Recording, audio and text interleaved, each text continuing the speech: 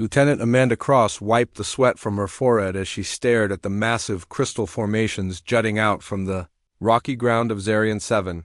The planet's twin suns beat down mercilessly on her small archaeological team, making their protective suits feel like portable ovens. She had been leading survey missions for 3 years now, but nothing had prepared her for what this dead world might be hiding beneath its surface. Dr. Kevin Blake knelt beside a strange metal fragment, his scanner beeping rapidly as it detected unknown alloys. The marine biologist had volunteered for this mission despite it being far outside his usual expertise. Something about the preliminary reports from orbital surveys had caught his attention, mentions of organic compounds that shouldn't exist on a planet this old and barren. "Amanda, you need to see this," Kevin called out, his voice crackling through the CUM system. "These readings are impossible. The metal contains trace amounts of what looks like fossilized DNA, but the genetic markers don't match anything in our databases." Dr. Lisa Warren looked up from her own excavation site 20 meters away. The xenorchaeologist had been carefully brushing dirt away from carved stone blocks that formed what appeared to be the entrance to an underground structure. "The symbols here are definitely Cathmori origin," she said, running her gloved fingers over the intricate hieroglyphs. "But they're older than any examples we've found before, much older." Sergeant Troy Hansen stood guard at the perimeter, his rifle ready despite the fact that Zarian 7 was supposedly lifeless. The security specialist never took chances when it came to protecting civilian researchers. His job was to watch for threats, but something about this place made his skin crawl in ways he couldn't explain. The silence felt too complete, too perfect. Amanda made her way over to Lisa's discovery, her boots crunching on the crystalline sand that covered most of the planet's surface. The entrance was clearly artificial, carved from solid rock with precision that spoke of advanced technology. The hieroglyphs seemed to pulse with a faint inner light that their equipment couldn't quite detect, but which was visible to the naked. Can you translate any of it?" Amanda asked, crouching beside the entrance. Lisa nodded slowly, her eyes moving across the symbols with practiced ease. "It's a warning and an invitation at the same time. Something about a sacred guardian who sleeps below, waiting for the worthy to claim their inheritance. The Cathmori called this being Valthara the World Walker." Kevin approached with his scanner still beeping. "The organic readings are getting stronger the closer we get to this entrance. Whatever's down there, it's big and it's been preserved in almost perfect condition." Amanda felt a strange pull toward the dark opening, as if something deep underground was calling to her. She had always prided herself on being logical and methodical, but this feeling was different. It wasn't fear or curiosity, but something deeper, like recognition. "Troy, set up a perimeter around the entrance," she ordered. "Kevin, Lisa, we're going down there. Bring portable lights and full recording equipment. I want everything documented." The passage beyond the entrance sloped downward at a gentle angle, the walls lined with more hieroglyphs that seemed to tell a story. Lisa translated as they walked, her voice echoing in the narrow tunnel. The symbols spoke of a great protector who had watched over the Cathmori civilization for thousands of years, guiding them through wars and natural disasters until they no longer needed such protection. The tunnel opened into a vast underground chamber that took their breath away. Crystalline formations covered the walls and ceiling, each one glowing with the same faint light they had seen on the surface. But it was the center of the chamber that drew their attention like a magnet. A massive altar rose from the cavern floor, carved from what appeared to be a single piece of translucent stone. Arranged on and around the altar were bones, but not the bones of any creature they had ever seen. They were huge, clearly humanoid in structure, but far larger than any human skeleton.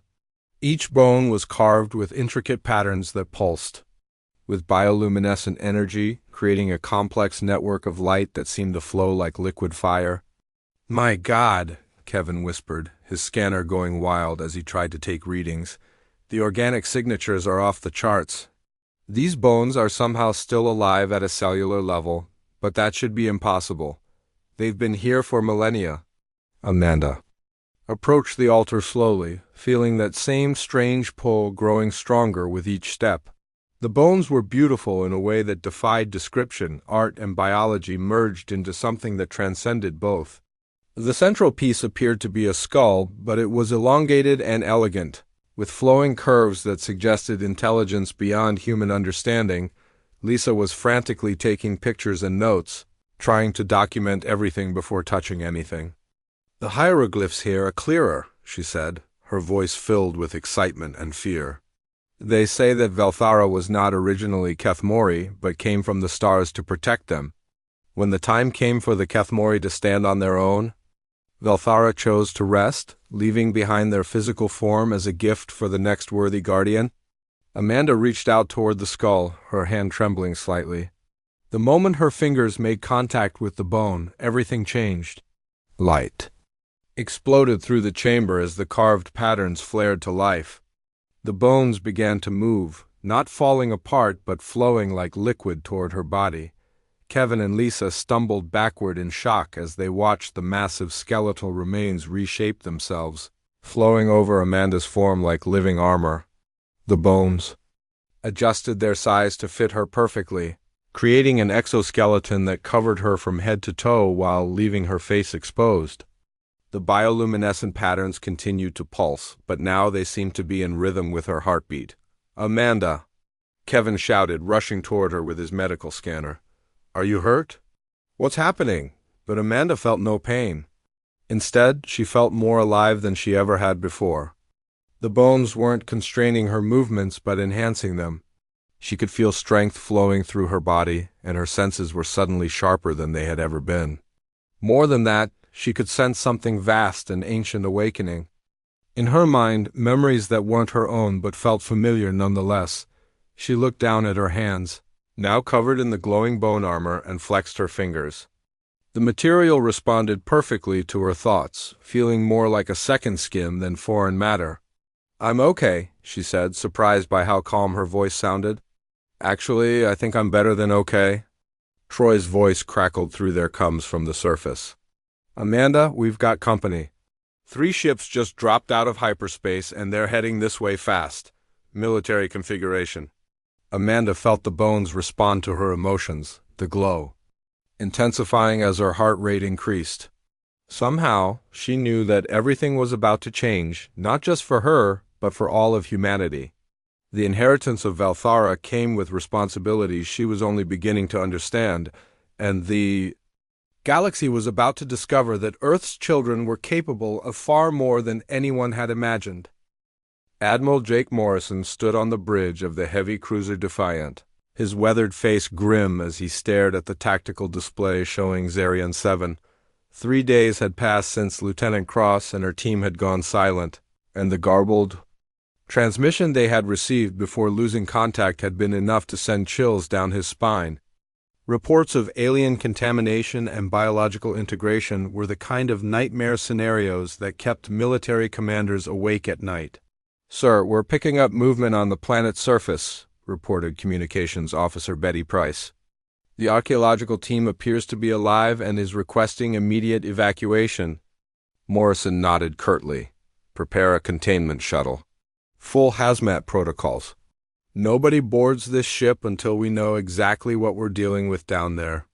On the planet's surface, Amanda stood outside the crystal cave entrance, watching the 3 military ships descend through Zarian 7's thin atmosphere. The bone armor had settled into her body over the past 3 days, feeling more natural with each passing hour. She could sense things now that had been impossible before, feeling the electromagnetic signatures of the approaching vessels and even picking up fragments of radio communications between the ships. Kevin Blake approached her cautiously, his medical scanner still beeping whenever he pointed it in her direction. "Amanda, your vital signs are completely off the charts. Your heart rate, brain activity, cellular regeneration, everything is operating at levels that should be impossible for human physiology." "I feel fine," Amanda replied, flexing her fingers and watching the bioluminescent patterns pulse along the bone armor. "Actually, I feel better than fine. It's like I can sense everything around us." The ship's approaching, the underground water systems, even the electromagnetic field of the planet itself. Lisa Warren had spent the last 3 days frantically translating every hieroglyph she could find in the underground chamber. Amanda, I think I understand what happened to you. According to these texts, Velthara wasn't just a protector of the Kathmori. The entity was something called a world walker, a being that moved between planets and civilizations, serving as a guardian for species that needed protection during their development. Troy Hansen kept his rifle ready but pointed away from Amanda.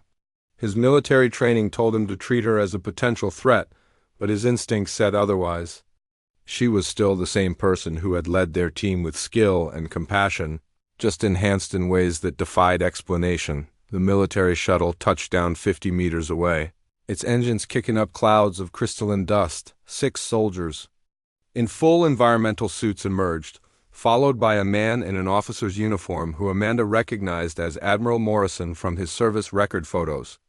The bone armor seemed to respond to her recognition, providing her with detailed information about Morrison's military history and psychological profile. "Lieutenant Cross," Morrison called out through his suit's external speakers, stopping at what he clearly considered a safe distance. "I'm Admiral Morrison. We're here to get you and your team to safety and to assess the nature of the contamination you've encountered." Amanda stepped forward, noting how the soldiers tensed and raised their weapons slightly. "There's no contamination, Admiral. What happened here was an inheritance, a passing of responsibility from one guardian to another." Morrison's expression was visible through his helmet's faceplate, and Amanda could see the mixture of fear and determination in his eyes. "Lieutenant, our medical officers need to examine you immediately. The readings we're getting from orbit suggest you've been infected with an unknown alien organism that could pose a threat to human colonies throughout this sector." "I understand your concern," Amanda replied, her voice carrying a strange harmonic quality that seemed to resonate through the bone armor. "But I'm not infected. I've been chosen to carry on a duty that has protected countless civilizations for millions of years." Kevin stepped forward, his scanner in hand. "Admiral, I've been monitoring Amanda for 3 days. Whatever has happened to her, it's not parasitic or harmful. The organic integration appears to be symbiotic, enhancing her natural abilities rather than replacing them." One of the soldiers, a young corporal named Danny Clark, lowered his weapon slightly. "Sir, she doesn't look dangerous, just different." Morrison's jaw tightened. "Corporal, maintain your weapon discipline. We don't know what we're dealing with here." He turned back to Amanda. "Lieutenant, I'm ordering you to submit to immediate medical quarantine.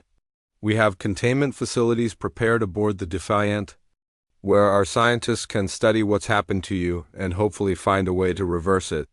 Amanda felt the bone armor respond to her rising emotions, the bioluminescent patterns brightening and shifting color from blue to amber.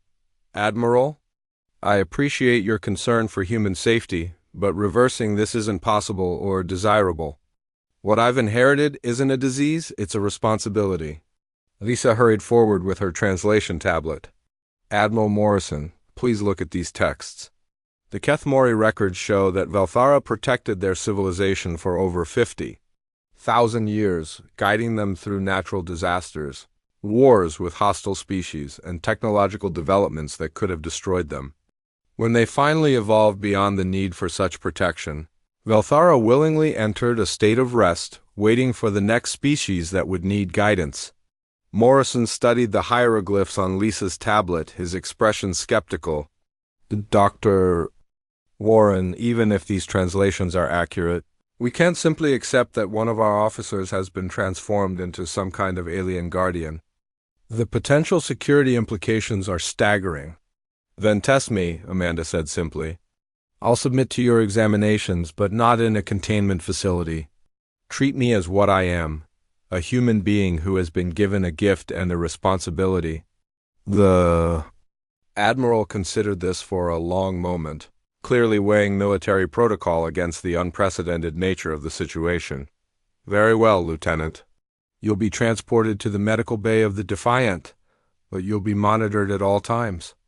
Any sign of hostile behavior or contamination spreading to other personnel, and we'll have to take more drastic measures. As they prepared to board the shuttle, Amanda felt something stirring in her consciousness that wasn't entirely her own. Memories began to surface, fragments of experiences from across the galaxy and throughout vast spans of time. She saw worlds she had never visited, species she had never encountered, and felt the weight of responsibility that came with protecting entire civilizations. The bone armor pulsed gently, and Amanda understood that these weren't just random memories but lessons from Velthara's own experiences. She was being prepared for something far greater than she had initially realized, and humanity itself was about to face a test that would determine their place in the cosmic order. During the flight to the Defiant, Kevin continued his scans while Lisa worked on translating more of the hieroglyphic text they had photographed. Troy remained alert but no longer treated Amanda as a threat. Having seen enough to understand that whatever had happened to her was extraordinary rather than dangerous, Amanda stared out the shuttle's viewport at the stars beyond Zarian 7, feeling a strange sense of connection to worlds she couldn't see but somehow knew were there. The galaxy was vast and full of younger species that would need protection in the coming years, and she was beginning to understand that humanity's expansion into space had brought them to a crossroads where they would have to choose between conquest and guardianship. The bone armor hummed softly against her skin, and Amanda realized that her transformation was just the beginning of something much larger than any of them had imagined. Amanda sat in the medical bay of the Defiant, watching Dr. Helen Garcia run test after test on her transformed physiology. The bone armor had integrated so completely with her body that it was impossible to tell where her original tissue ended, and the alien enhancement began. Each scan revealed new impossibilities that made the medical staff shake their heads in disbelief. "Lieutenant, your bone density has increased by 400%, but somehow you're not any heavier than before," Dr. Garcia explained, studying the readouts with fascination. "Your muscle tissue is operating at efficiency levels that should require 10 times your current caloric intake, and your brain is showing activity patterns in regions we've never seen activated in human subjects." Kevin Blake stood nearby, having been granted permission to continue his research aboard the ship. "The most interesting thing is that she's not becoming less human. If anything, the enhancements seem to be amplifying her natural human characteristics rather than replacing them with something alien." Admiral Morrison entered the medical bay with a grim expression, carrying a data tablet filled with reports that had been flooding in from across human space. "Lieutenant Cross, we have a problem. In the past 18 hours, we've received distress signals from 23 different star systems. Ancient ruins on dead worlds are suddenly coming to life, all of them sending out the same type of energy signature that we detected from Zarian 7. Amanda felt the bone armor respond to this information, the bioluminescent patterns shifting to a deeper blue as new memories surfaced in her mind. She could see flashes of other worlds, other civilizations that Velthara had protected across the millennia. "They're not distress signals, Admiral. They're beacons, calling out to let me know where I'm needed." Lisa Warren rushed into the medical bay with her translation tablet, her eyes bright with excitement and fear. "Amanda, I've been analyzing the deeper text from the chamber on Zarian 7. Velthara wasn't the first world walker, and you won't be the last. These guardians have been moving through the galaxy for millions of years, each one serving until they find someone worthy to pass the responsibility to." Morrison frowned as he processed this information. "Are you saying that Lieutenant Cross is now some kind of cosmic guardian responsible for protecting entire civilizations?" "That's exactly what I'm saying," Lisa replied, showing him her translation. "But here's the part that changes everything. According to these records, Velthara wasn't originally an alien at all. The World Walker was human, the last survivor of Earth's first attempt at interstellar colonization over 1 million years ago. The revelation hit everyone in the room like a physical blow." Kevin dropped his scanner while Dr. Garcia stared at Amanda with new understanding. Admiral Morrison sat down heavily in a nearby chair, the implications of this discovery overwhelming his military training. Amanda felt the truth of it resonating through the bone armor. Memories that weren't her own but felt familiar nonetheless. She could see glimpses of ancient Earth, of the first human ships leaving the solar system, and of the lone volunteer who stayed behind to protect the younger species that arose after humanity's first expansion had failed and died out. "We're not the first humans to reach the stars," Amanda said quietly, her voice carrying harmonics that seemed to come from the bone armor itself.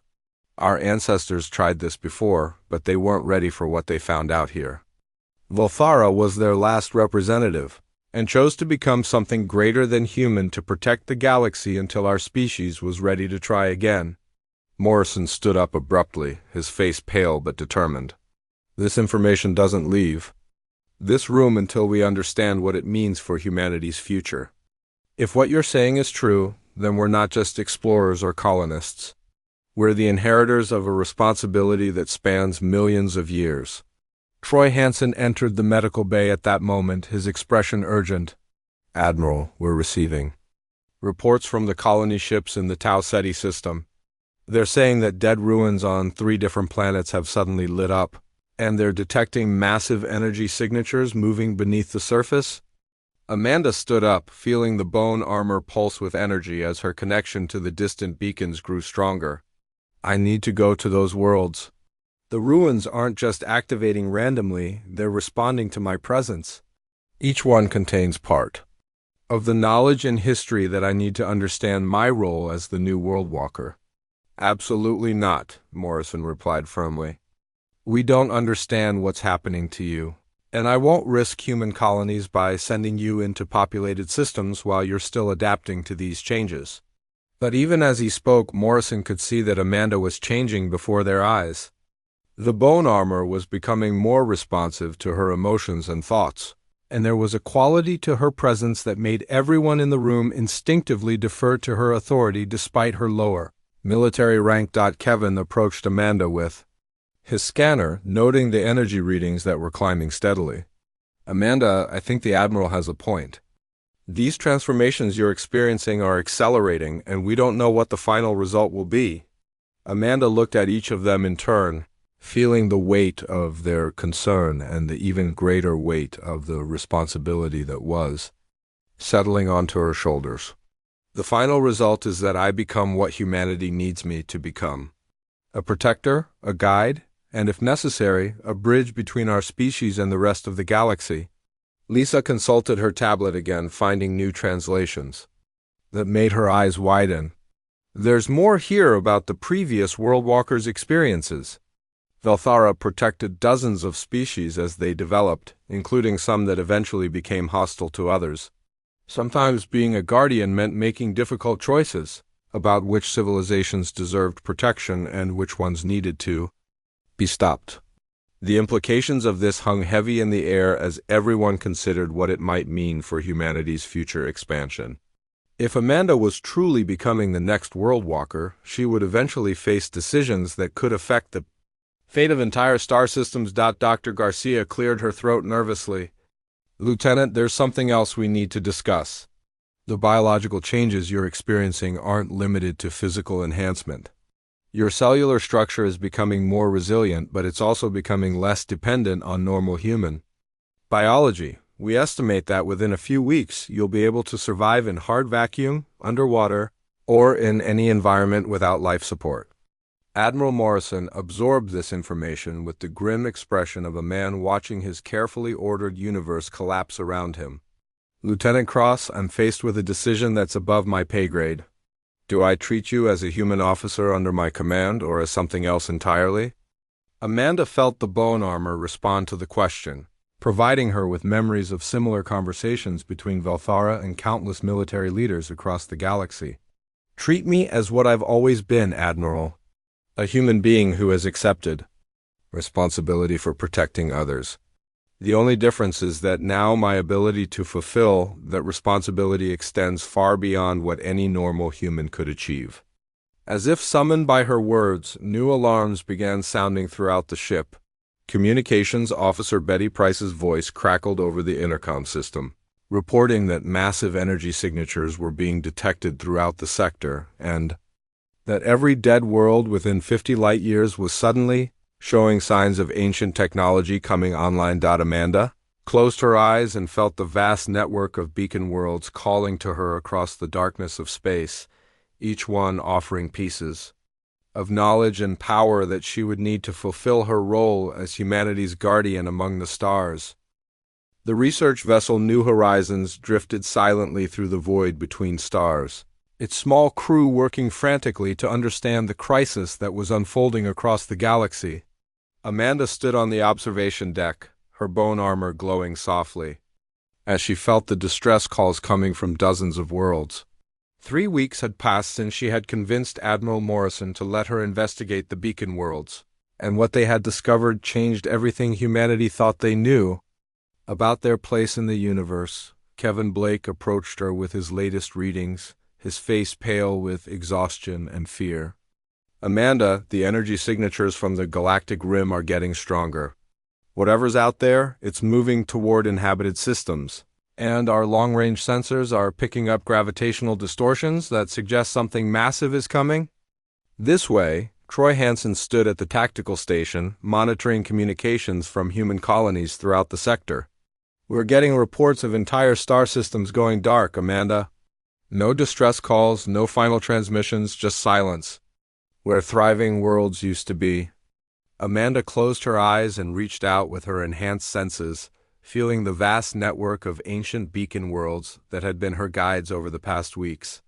Each world had taught her something new about Velthara's long guardianship, showing her civilizations that had risen and fallen under the World Walker's protection.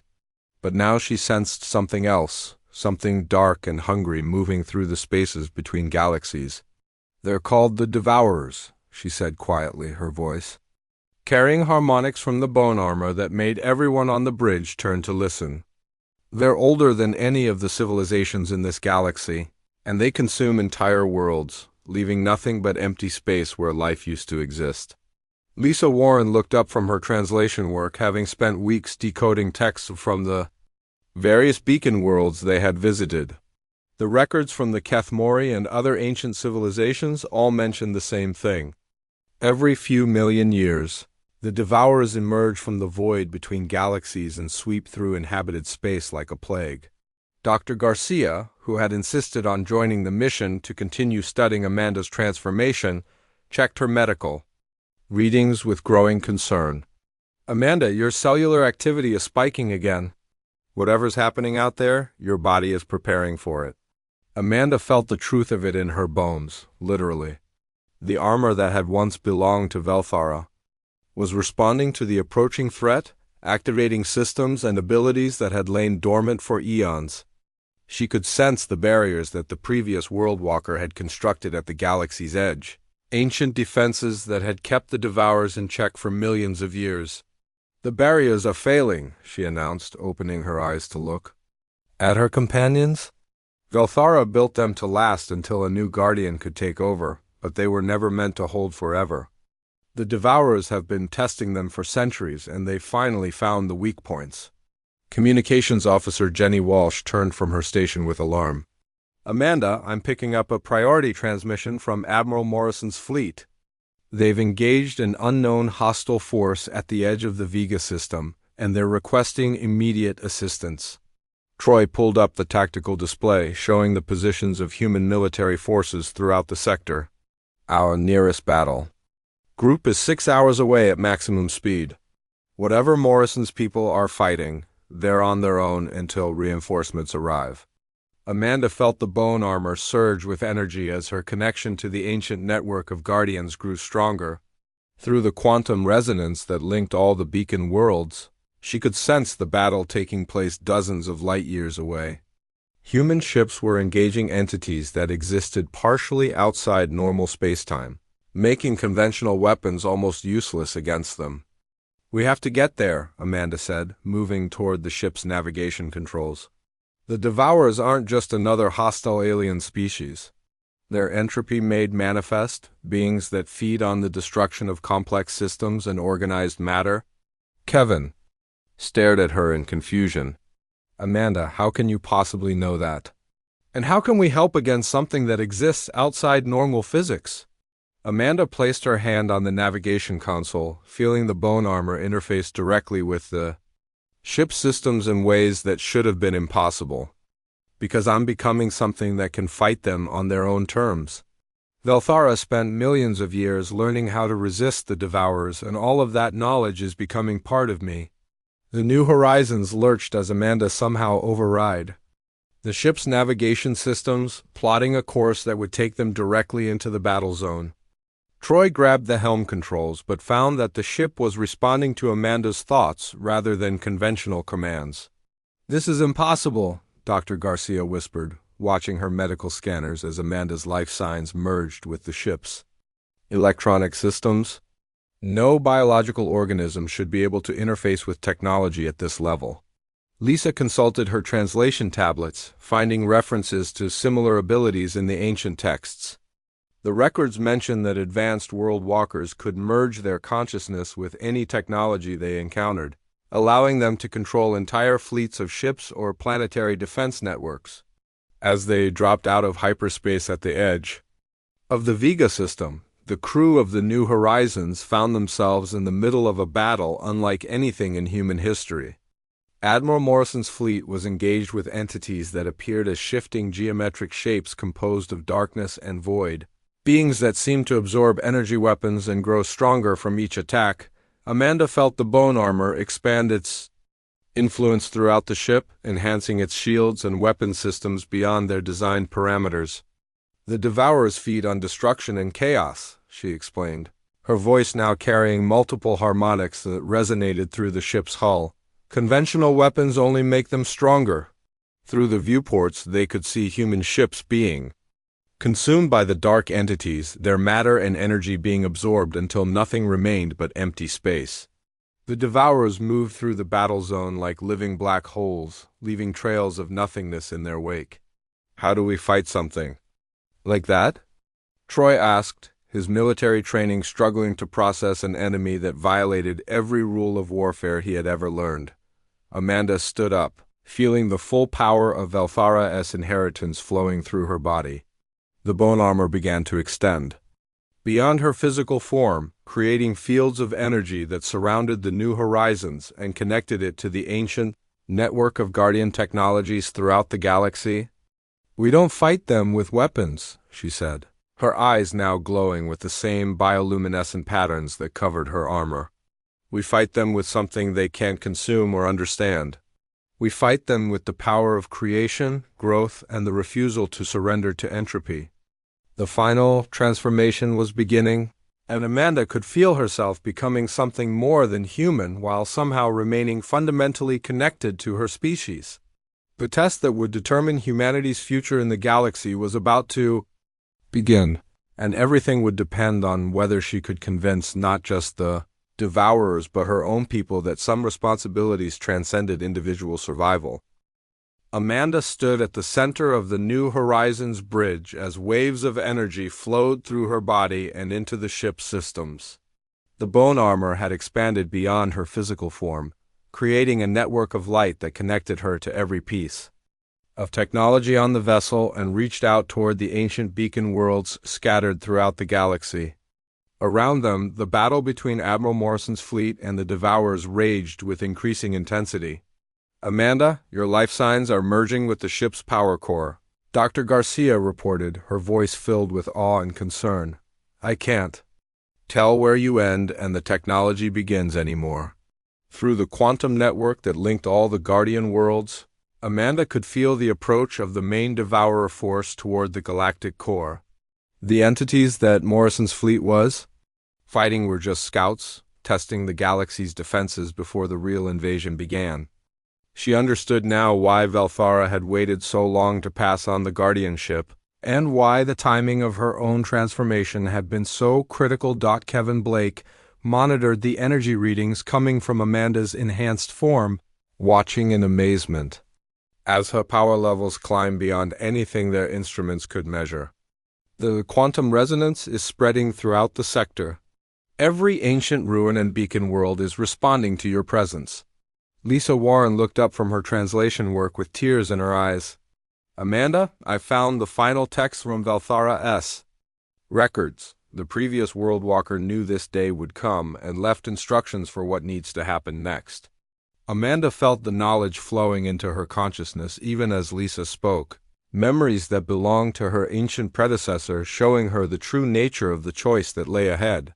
The Devourers weren't simply destroyers, they were beings that had once been guardians themselves. Entities that had grown tired of protecting younger species only to watch them make the same mistakes over and over again.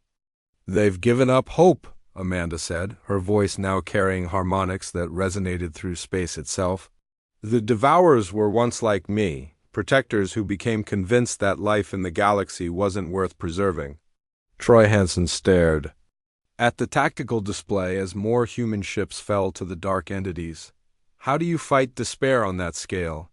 How do you convince beings that old and powerful that life has meaning? Amanda closed her eyes and reached out with her enhanced senses, feeling the vast consciousness of the Devourer collective as it moved through the spaces between stars. She could sense their ancient pain, the accumulated grief of watching countless civilizations rise and fall, the bitter conclusion that all growth eventually led to decay and destruction. "By showing them something they've forgotten," Amanda replied, opening her eyes to reveal pupils that now glowed with the same bioluminescent patterns as her armor. "By proving that some species can grow beyond their limitations and become something worthy of protection." The New Horizons shuddered as Amanda channeled more power through its systems, transforming the small research vessel into something that could survive in the heart of the galactic core. Around them, space itself began to bend as she opened a pathway that would take them instantly to the center of the galaxy where the ancient barriers were failing. Admiral Morrison's voice crackled through the communications system, filled with desperation and confusion. All ships were falling back to the inner colonies. "These entities are immune to our weapons, and we're losing vessels faster than we can count." Amanda felt the bone armor respond to the Admiral's distress, extending her influence to encompass his entire fleet. One by one, the human ships found their systems enhanced beyond their design specifications, their shields strengthened and their weapons modified to fight enemies that existed beyond normal physics. "Admiral Morrison, this is Amanda Cross," she transmitted, her voice reaching every ship in the fleet simultaneously. "I'm going to the galactic core to confront the source of this invasion. Hold the line here and protect the colonies until I return." Dr. Garcia watched her medical displays in amazement as Amanda's transformation reached its final stage. "You're not just becoming the new World Walker, you're becoming something that transcends the limitations that held back your predecessor." The New Horizons disappeared from normal space, traveling through dimensions that existed between the physical universe and the quantum realm. Kevin, Troy, Lisa, and Dr. Garcia found themselves passengers on a journey that took them to the very heart of the galaxy, where ancient technologies older than any known civilization maintained the barriers that had protected inhabited space for millions of years. At the galactic core, surrounded by the intense radiation and gravitational forces that should have destroyed any normal ship, Amanda finally confronted the true form of the Devourer collective. They appeared as a vast network of consciousness that spanned entire star systems, beings of pure thought and energy that had transcended physical form eons ago. "Another guardian comes to plead for the lives of those who will only disappoint us in the end." The collective spoke directly into Amanda's mind, their voice carrying the weight of countless failed civilizations. "We have seen species like yours before, young protector. They show promise, then fall to the same patterns of greed, war, and destruction that have plagued this galaxy since time began." Amanda felt the full power of Valthara's inheritance flowing through her as she responded to the ancient entities. "Then you haven't been watching closely enough? Humanity isn't just another species repeating old mistakes. We're the children of the first guardians, the inheritors of a responsibility that was passed down through millions of years of protection and sacrifice." Through the quantum network, Amanda showed the Devourers something they had never seen before. Images of human cooperation, creativity, and the willingness to sacrifice for others that had defined her species throughout their history.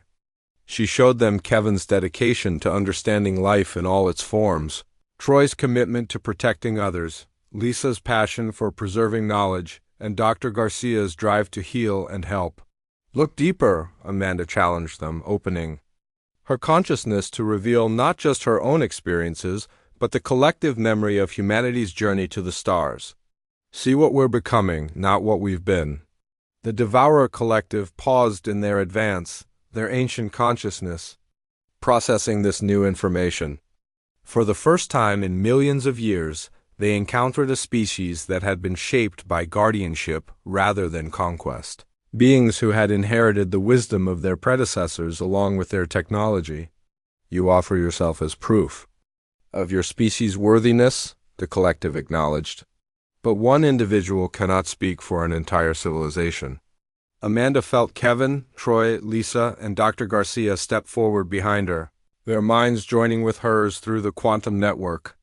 Then Admiral Morrison and his fleet, followed by humans throughout the colonies, all connected by the growing web of Guardian technology that Amanda had awakened. I don't speak for my species alone, Amanda replied, feeling the consciousness of millions of humans flowing through the network. I speak for everyone who chooses growth over stagnation, cooperation over conquest, and hope over despair.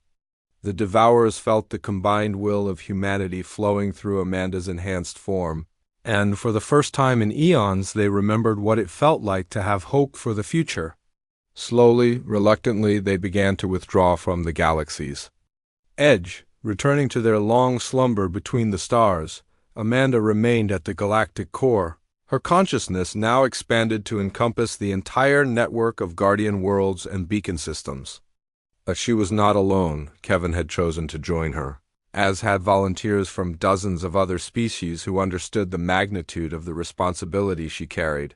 Together, they became the new generation of guardians, ensuring that no single being would ever have to bear the burden of protecting the galaxy alone. Humanity had passed the test, proving themselves worthy not through conquest or dominance, but through their willingness to accept responsibility for something greater than themselves.